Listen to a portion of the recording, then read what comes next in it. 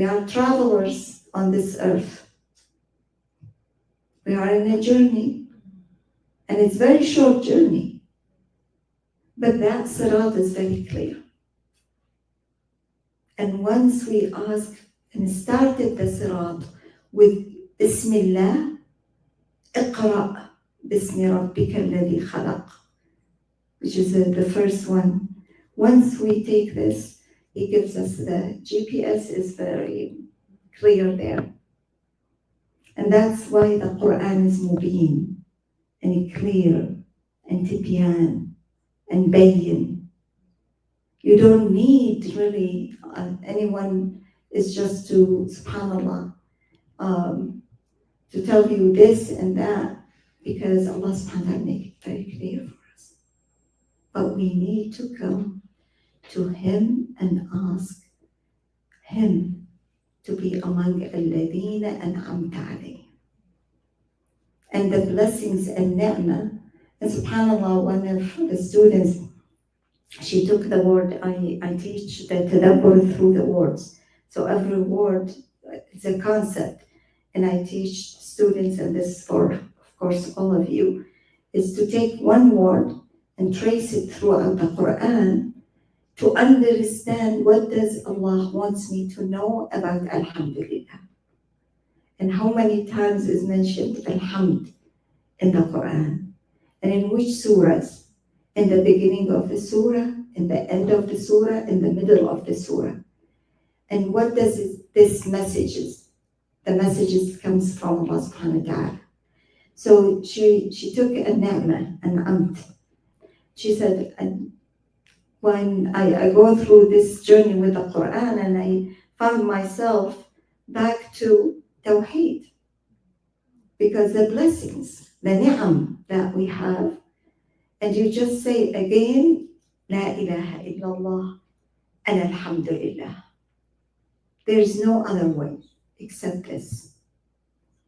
And then even about subhanallah, al-maghdubi alayhim wal-dhalin, is Allah subhanahu wa ta'ala warning us that sometimes maybe for dalal, we lose the path, the GPS, and takes us to detour, and their exit, maybe the wrong exit we take, and then you need to go back. And that's when tawbah. And that's why tawbah, we have to always use astaghfirullah. And this is what the Prophet sallallahu alayhi wasallam is teaching us about istighfar, because it helps us to go back on that path. And I think this is what we need to find the keys. But sometimes to get to know myself, and I need to stop and pay attention. La samahallah, if there are certain viruses, because viruses, it can be virus, physical viruses, or it can be emotional. And how do we deal with this? How do I identify this? So the healthy side, inshallah, the keys are there, right? Okay. So I just give you maybe, I took one of the diseases, which is jealousy. It can be, la samahallah, if we leave it, and that's the warning side. The warning side, if I leave myself without being aware of my feelings, of my thoughts, it can lead not only to have that small virus, but it can be more disease. It becomes as a disease. So the warning sign for example, jealousy, and in the Quran, subhanAllah, Allah subhanahu wa ta'ala did not use the word ghira, for example, as in Arabic, which is jealousy. He used the word hasad. And hasad, it means envy. Envy is as an advanced virus of the jealousy. So it becomes as a disease, وَالْعِيَاذُ بِاللَّهِ. So the warning sign, I will just, I don't want to go through all of this, but the warning, what are the warning signs of having jealousy or hasad, la samahullah? Comparing and contrast, even with our children, we have to be very careful, because I'm always, and this is what the shaitan, the tricks of shaitan, la'natullahi alayhi, it comes through this. Compare, oh, see this, she has more, she has this, she has that. And that's what it makes us unaware of all the blessings that we have, and maybe the other person does not. And why do we have the gifts? Allah subhanahu wa ta'ala tells us in the Qur'an, in so many ayat, Surah Zukhruf also mentioned, that what you have, the blessing that Allah gives you this for a reason. And by the way, all of us, since Adam until the day of judgment, no one else has your gift. Maybe similar, but not exact gift and blessing that Allah subhanahu wa ta'ala give you. For example, what we say, this person has a gift, a blessing, right? So what you have, and that's what Allah subhanahu wa ta'ala wants us to be aware of, the blessing that you have. Maybe, mashallah, you are very good in teaching. It's given to you. You are very good in the beauty. You beautify everything, and you look in things in different ways. So you design, you are artists. It's given from Allah subhanahu wa ta'ala. And this gift, that's what إِيَّاكَ نَعْبُدُ وَإِيَّاكَ نَسْتَعِينُ, the ummah needs every one of us, because you are blessed in something that I need. And I have something you need. And we complete each other. That's what the ibadah, the concept of ibadah is more than only the salah, and of course salah itself also, it, subhanallah, lead us to find our blessings.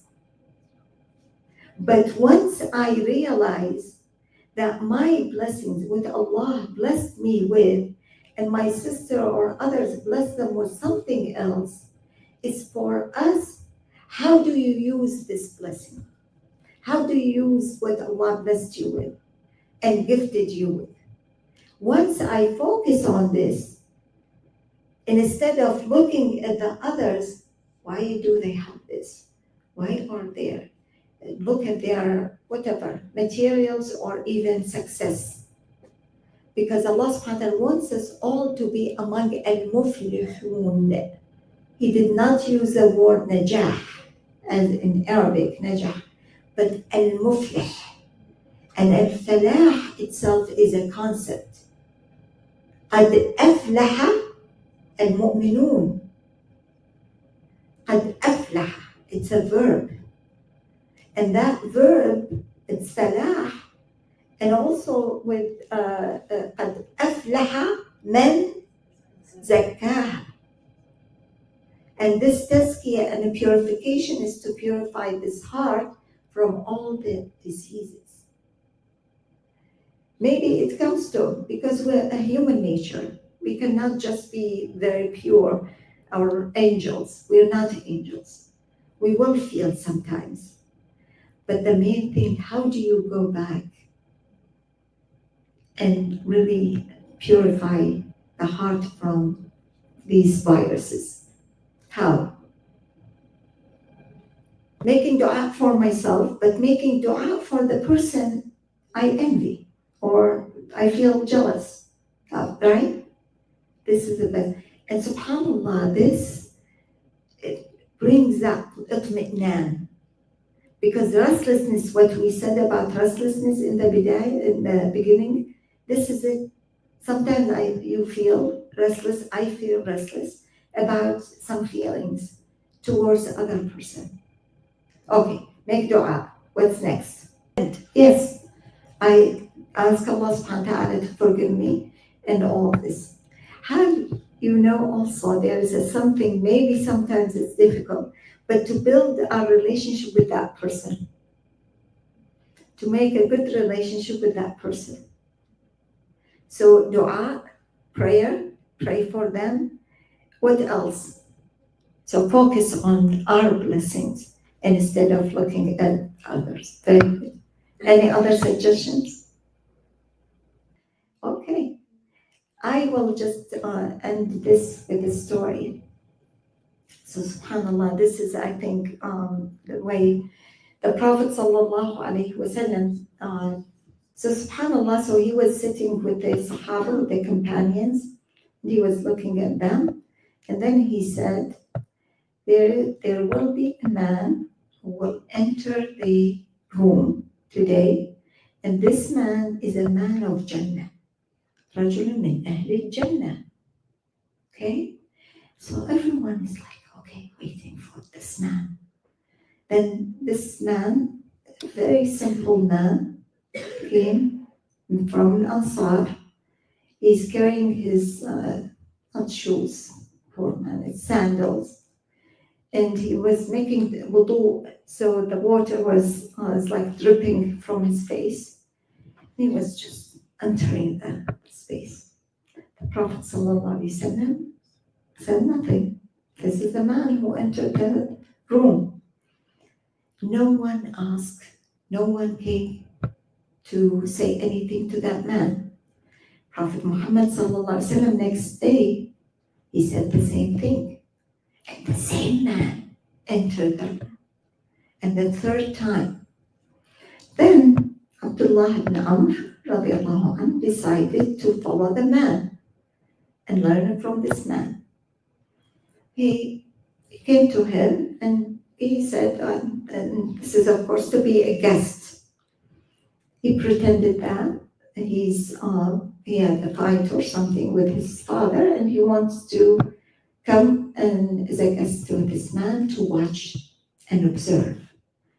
So the man, the entire 3 days, and this is the way, the custom for someone to stay with someone, he did not really see something very special about this man doing maybe extra prayers, salah, siyam, fasting.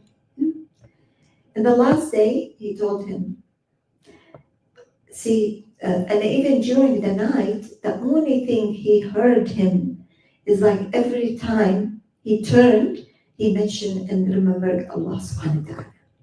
So he told him the story, and Allah subhanahu wa ta'ala, the Prophet said, you are the person min ahl al-Jannah. But he said, what do you do to be among the people of Jannah? He said, as you saw me, is just normal. I go to work, and that's it. But then he remembers something. He said, you know what? Before I sleep, I pray and forgive every Muslim. And I have to make sure my heart has nothing against anyone. That's maybe that one.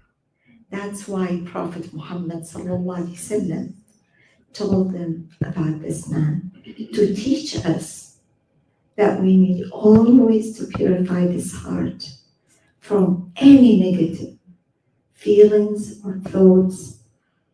And Allah subhanahu wa ta'ala, inshallah, make us among Ahlul Jannah.